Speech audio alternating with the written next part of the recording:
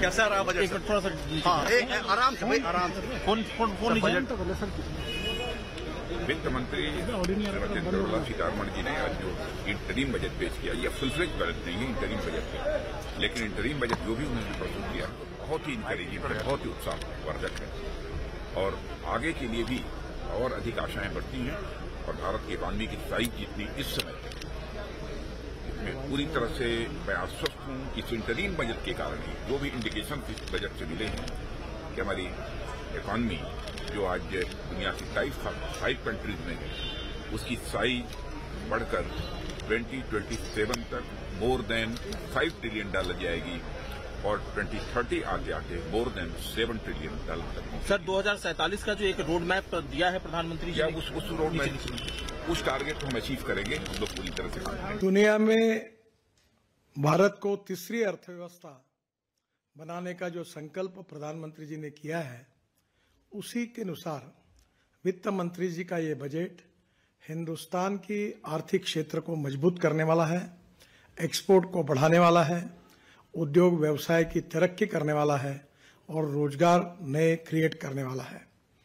मुझे विश्वास है कि इंफ्रास्ट्रक्चर को अब जब से ज़्यादा प्रायोरिटी मिली है।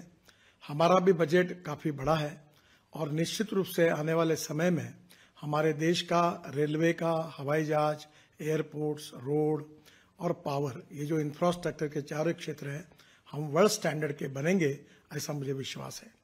देश के विकास को गति देने वाला, रोजगार को बढ़ाने वाला और गांव गरीब मजदूर किसान के कल्याण की सोच रखने वाला ये बजट आदरणीय प्रधानमंत्री नरेंद्र मोदी जी के नेतृत्व में वित्त मंत्री निर्मला सीतारमण जी ने दिया है। मैं दोनों को बहुत बहुत शुभकामनाएं और शुभेच्छा देता हूं। एक ऐतिहासिक बजट है जो पूर्ण रूप से परिलक्षित करता है कि प्रधानमंत्री नरेंद्र मोदी जी के नेतृत्व में जो भारत में एक नई क्रांति और परिवर्तन पिछले एक दशक में आई है, एक विकसित भारत का लक्ष्य, एक आत्मनिर्भर भारत का लक्ष्य, एक विश्व गुरु बनने का लक्ष्य, उन तीनों लक्ष्यों के प्रति पूर्ण श्रद्धा के साथ और गति के साथ भारत बढ़ चुका है। हमारी 4 जो जात प्रधानमंत्री के मस्तिष्क में है, हमारी महिलाएं, हमारे नौजवान, हमारे गरीब, हमारे अन्नदाता, उनके पूर्ण रूप से ऊर्जावान होने के आधार पे ही भारत आगे बढ़ेगा। और जो नए नए कीर्तिमान हर एक क्षेत्र में हमने स्थापित किए हैं, चाहे अधोसंरचना हो, चाहे प्रधानमंत्री आवास योजना हो, जो चाहे गरीब कल्याण योजना हो, चाहे आयुष्मान कार्ड योजना हो, एक एक क्षेत्र में हमारे नौजवानों ने नए कीर्तिमान स्थापित किए, चाहे ओलंपिक्स हो, चाहे कोई भी प्रतिस्पर्धा हो। भारत अब आगे बढ़ चुका है। यही समय है, सही समय है। अप्रोच से भारत सरकार की प्रधानमंत्री नरेंद्र मोदी जी के नेतृत्व में चली है। सबका साथ, सबका विकास, सबका विश्वास और सबके लिए प्रयास। आने वाले दिनों में जब हम विकसित भारत की ओर बढ़ रहे हैं, ये बजट उसके लिए एक बहुत बड़ा स्टेपिंग स्टोन है। मेरे दृष्टि से उस बजट की अगर सबसे बड़ी अनाउंसमेंट अगर मैं मानूं, प्रधानमंत्री नरेंद्र मोदी जी ने जय अनुसंधान की बात कही थी, सिर्फ कहे नहीं, उसको क्रियान्वयन करने के लिए आज बजट में 1 लाख करोड़ रुपया की एक कॉर्पस फंड की अनाउंस किया गया। जो संस्था, जो निजी सेक्टर की संस्था, प्राइवेट सेक्टर या इंस्टीट्यूशनल बॉडी लोन लेना चाहेगा, 50 साल तक इंटरेस्ट फ्री लोन देने की व्यवस्था है। उसकी सीधा लाभ भारत की नई पीढ़ी को, विश्व की आवश्यकता को ध्यान में रखते हुए जो टेक्नोलॉजी की नई दुनिया आ रही है, उसको भारत की नौजवानों में पूरी ताकत है। राष्ट्रीय शिक्षा नीति क्रियान्वयन हो गया है। इनोवेशन एक जन आंदोलन के रूप ले रहा है और ये 1 लाख करोड़ रुपया की वित्तीय व्यवस्था एक बहुत बड़ी छलांग लगाने के लिए एक लेवल प्लेइंग फील्ड बना दिया गया है। आने वाले दिनों में भारत एक जिम्मेवार देश के नाते विश्व समस्या की साथ साथ भारत की रोजगार सृजन, भारत की ईज ऑफ लिविंग, भारत में एक चरम सुखद स्थिति तक ले आने के लिए काम होगा। आपके मंत्रालय से दो सवाल है संबंधित सर कि एक जो 1,40,00,000 लोगों को, युवाओं को स्किल्ड किया गया है और दूसरी तरफ 390 यूनिवर्सिटी खोले गए हैं पिछले 10 साल में, इसके बारे में थोड़ा जानना है। देखिए, PM3 के बारे में चर्चा हुई है, नए यूनिवर्सिटी के बारे में चर्चा हुई है, नए IIT, नए IIM, ये सारे जो उल्लेख किया गया है ये सब उस दिशा में एक एक कदम है।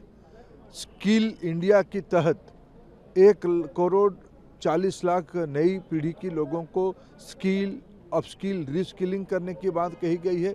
ये आने वाले दिनों में और गति पकड़ेगी। इस बजट, जिस प्रकार की कैपिटल स्पेंडिंग बढ़ी है इस बजट में, जिस प्रकार की देखिए 3 नया रेलवे कॉरिडोर की बात कही गई, इसकी सीधा सीधा अर्थ ज़्यादा लोगों के लिए रोजगार सृजन होगा, ज़्यादा स्किल मैन पावर लगेंगे, लोगों की जीवन मान में बढ़ोतरी होगा। ये सीधा सीधा कहता है ये बजट में, अगर एक लाइन पे उसको कहूँ, वेलफेयर और वेल्थ क्रिएशन दोनों की संतुलन की ये प्रधानमंत्री नरेंद्र मोदी जी की जादुई करिश्मा है। अंतरिम बजट है लेकिन इतना बढ़िया बजट जो एक दिशा देता है।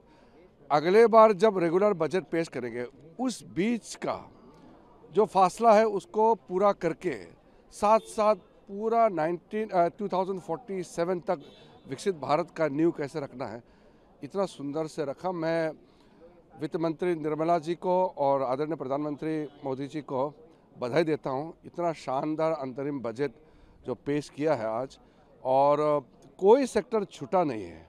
आप देखेंगे इंफ्रास्ट्रक्चर से लेकर के वेलफेयर, महिलाओं के लिए, युवाओं के लिए, खिलाड़ियों के लिए, साइंटिस्ट, वैज्ञानिकों के लिए, बॉर्डर एरिया के लिए, और जो GST का कलेक्शन रिकॉर्ड पे रिकॉर्ड कलेक्शन हो रहा है। इतना बढ़िया फाइनेंशियल स्थिति देश का आज मोदी जी के नेतृत्व में पहुंचाया है कि हम दुनिया का सबसे कॉन्फिडेंट देश बन गए हैं आर्थिक व्यवस्था के मामले में भी। ये विकसित भारत के लिए जो 4 पिलर रखा गया, किसान, युवा, गरीब और महिला, ये चारों का समावेश था इसमें। अब प्रधानमंत्री आवास में 3 करोड़, 2 करोड़ घर और स्वीकृत करना,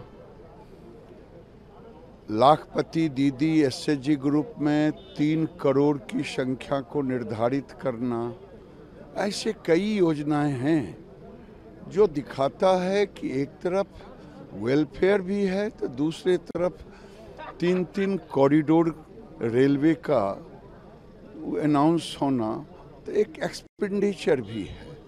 तो ये समावेशी विकास का इससे बड़ा और कुछ उदाहरण नहीं हो सकता। कमेटी गठित करने की भी बात कही गई है आज के बजट में, इस पर क्या फायदा? स्वाभाविक है, अब कमेटी जो गठित हुई है उसकी की चर्चा की गई है, आगे उस पर देखा जाएगा। विरोध कर रहा है, विपक्ष कह रहा है ये बजट देश के लिए नहीं है। पता नहीं, देश में ही तो पास हुआ है, ये लोकसभा देश के अंदर ही है, उनको देश नहीं लगता हो तो मैं क्या करूं।